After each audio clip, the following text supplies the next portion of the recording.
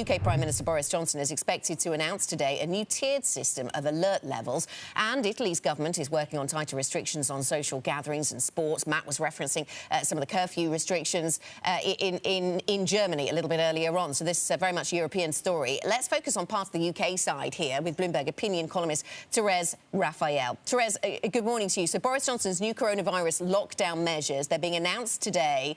There's been a lot of backlash from various parts, from within his party, from opposition.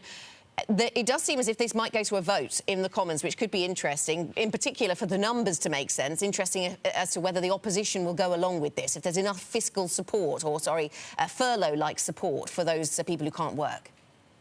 Yeah, I think we're seeing a new phase, not just in the virus, we keep talking about a second wave, but in the way the government has to handle things. So in the first wave of the virus, when it emerged in March, April, the government simply announced its measures.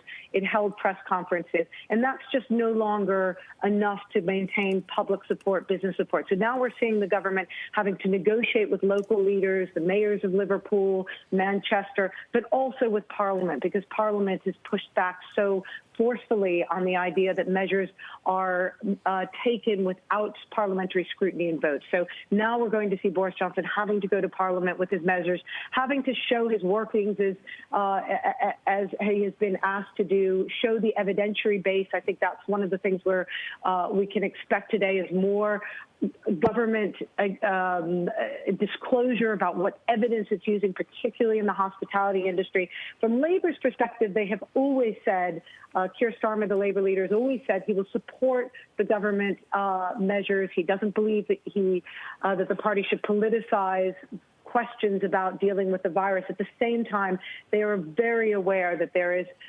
huge displeasure in the North, especially with the closing down of the hospitality sector, which is so important to the economy. So they will seek to make demands. I think Labour in the end would support a government measure, but we have conservative MPs from the North who are very unhappy, and other conservatives who have been rallying around Rishi Sunak, who are trying to press the government on why it's taken these measures. There's also the manner it's taken these measures. So all of that now is going to be more debated in Parliament than previous measures ever were.